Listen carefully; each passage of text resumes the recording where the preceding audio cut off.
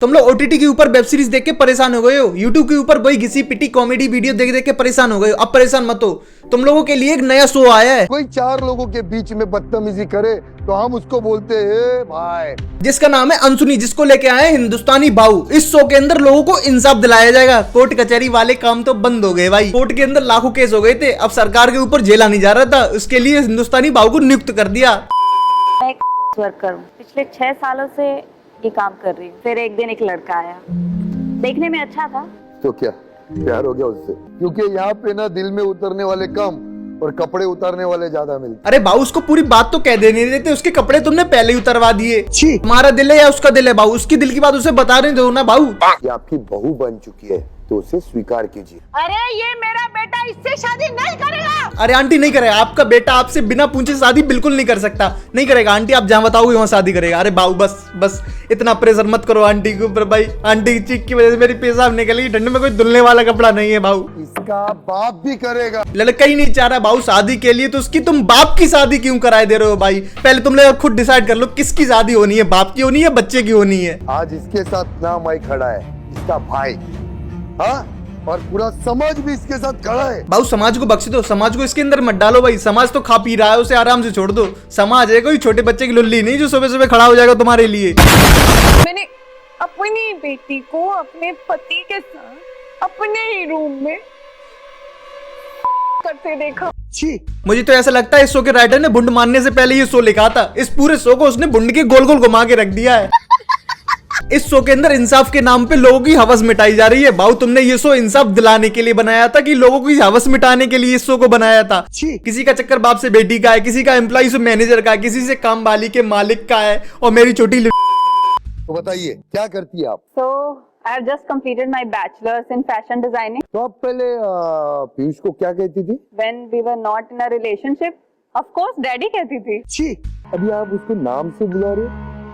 No, I can still call him daddy, बस context थोड़ा change हो गया है। वो एक बाप और बेटी के बीच की बात है बाऊ, तुम उसमें क्यों घुसे जा रहे हो? जब उस लड़की को अपने बाप के साथ मजा आ रहा है तो हिंदुस्तानी बाऊ जीने ले दो उसे जिंदगी, क्यों बीच में घुसे जा रहे हो? इस लड़की ने फैशन डिजाइन के नाम पर अपने बाप का डिजाइन ही बदल दिया है।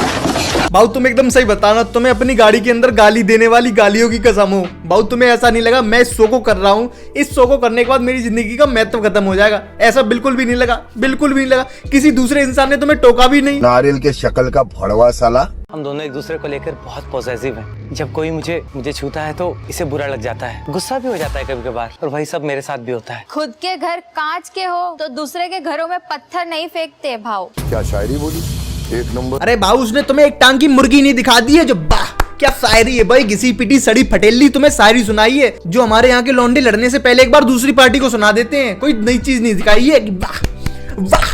रोशन को सब पता है, तुम बताओगे या मैं बता दूं? रोशन ये क्या कह रही है? सब चल क्या रहा है रोशन? मेरी बात पे विश्वास करो संकेत, I love you so much. मैं तुमसे बहुत प्यार करता हूँ, तुम इसकी बातों में मत आओ। वाह क्या एक्टर है। पहले शॉट के अंदर ये जुल्फिकार इधर बैठा था, दूसरे शॉट के अंदर वो बदल गया। भाई क्या एक्टिंग चल रही है, बहुत बढ़िया भाई। इन एक्टरों को तो भाई अवार्ड मिलना चाहिए। मगर क्यों? इस शो के एडिटर को भी पता था ये शो इतना चलने वाला नहीं है कि हिंदुस्तानी बाऊ आ गया इसके अंदर से बकचोदी होगी, इसलिए इस शो को उसने एडिट करते कर बिल्कुल एफर्ट ही नहीं डाला भाई, रॉ वीडियो डालता चला गया। तो मैं सब बताता हूँ। जब मेरे पिताजी की डेथ हुई थी तब मेरी माँ बहुत बिखर गई थी, और उनसे मुझे पता चला कि संकेत के पिता उन्हें बहुत असॉल्ट करते थे, और बिना उनके कंसेंट के वो उनके साथ नाजायज संबंध बनाते थे, क्योंकि वो मेरी माँ का फायदा उठाते थे। और फिर मैंने भी ठान लिया था कि मैं भी उसके बेटे का फायदा उठाऊंगा। साले साले एक दूसरे के फायदे उठा के नाम पड़े जा रहे एक दूसरे की। लोगों की पहले लड़ाई होती थी ना, वो लोग पुलिस में जाते थे, एफआईआर लिखाते थे, कोर्ट में जाते थे, तब अपना बदला लेते थे। अब तो बदला लेने का तरीका ही बिल्कुल अलग हो गया। लोग एक दूसरे की एफडी तोड़े जा रहे हैं पर बदला लिए जा रहा है। इस शो का नाम अनसुनी नहीं होना चाहिए था, बिन लुल्ली होना चाहिए, क्योंकि पूरी शो को उसके इर्द गिर्द घुमा के रख दिया है। और बाऊ मैं आपसे इतनी हाथ जोड़ के विनती करता हूँ, इस शो के अंदर अपसी लोगों को लाना बंद कर दो। इतनी ही विनती करता हूँ आपसे। इस पूरे शो को सेक्स के ऊपर बना के रख दिया है। किसी ने उसके साथ कर लिया, उसने मेरे साथ कर लिया, मैंने तुम्हारे साथ कर लिया। अब मुझे बिल्कुल पता चल चुका है सरकारों ने इन केस के ऊपर से हाथ क्यों जोड़ दिए अपने, क्योंकि उनको भी पता था इन केसों का कभी अंत नहीं हो सकता है। ऐसे केसों से लड़ने के लिए सिर्फ अपनी दुनिया में एक इंसान पैदा हुआ है, वो है हिंदुस्तानी बाऊ। उसका किसी का साथ पहले अफेयर था, शादी के पहले। तेरे को कैसा मालूम? मुझे पता चला बाद में। सुहागरात होती है ना, पता है ना, तभी उसका खून नहीं आया। ओहो, खून खून खून खून है कि रिश्तेदार जो नहीं आया? खून चाहिए अब तो मैं उसके अंदर भी। कौन है ये? कौन है?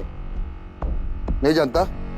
हमारे लिए कोई नहीं, हमारी एक काम वाली बाई है बस। तुम लोगों को ये फैमिली कहाँ से लग रही है? कहाँ से लग रही है तुम लोगों को ये फैमिली? हिंदुस्तानी भाऊ इसको फैमिली बता रहा है। ये लड़का ऐसा लग रहा है मेट्रो के अंदर पर्स मारता है। माना भाऊ तुम्हारा इस शो के अंदर बिल्कुल ही इंटरेस्ट नहीं है। तुमने अपने अंदर ही सुख के लिए इस शो को चुना था। पर भाऊ एक्टर तो ऐसे लेके आते जो अच्छी एक्टिंग कर सके। उनकी एक्टिंग देख के ऐसा लग रहा है किसी ने उनके माथे में मुट्ठी मार के एक्टिंग कराई हो।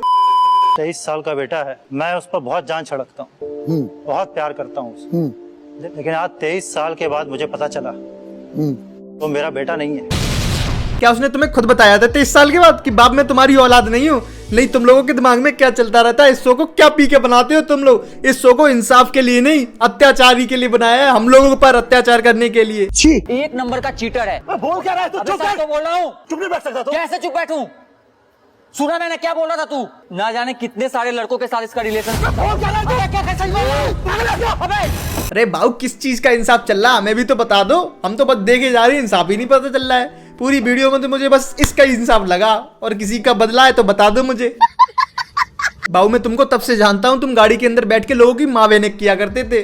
उस टाइम पे मेरे दिल में तुम्हारे लिए बहुत इज्जत थी। जब से ये शो चालू किया ना, उस दिन से और आज के दिन इज्जत बिल्कुल नहीं रही है।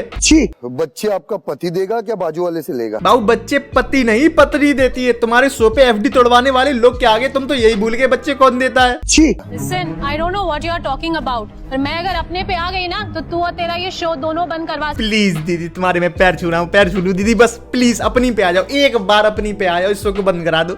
मेरा छोटा भाई इस शो को देखने के लिए कह रहा है, क्या दिखाऊंगा मैं इस शो के अंदर? प्लीज दीदी प्लीज बंद करा दो इस शो को। तो आज के लिए बस इतना ही। वीडियो अच्छी लगी हो तो चैनल को सब्सक्राइब कर दे, वीडियो को लाइक कर दे, वीडियो पे कमेंट जरूर करते हैं। मिलते हैं आप लोग एक नई वीडियो के साथ। और हिंदुस्तानी भाऊ के शो को यार मजे से देखो, अगर तुम्हें मजा आए। वैसे तो मुझे बड़ा मजा आया है भाई।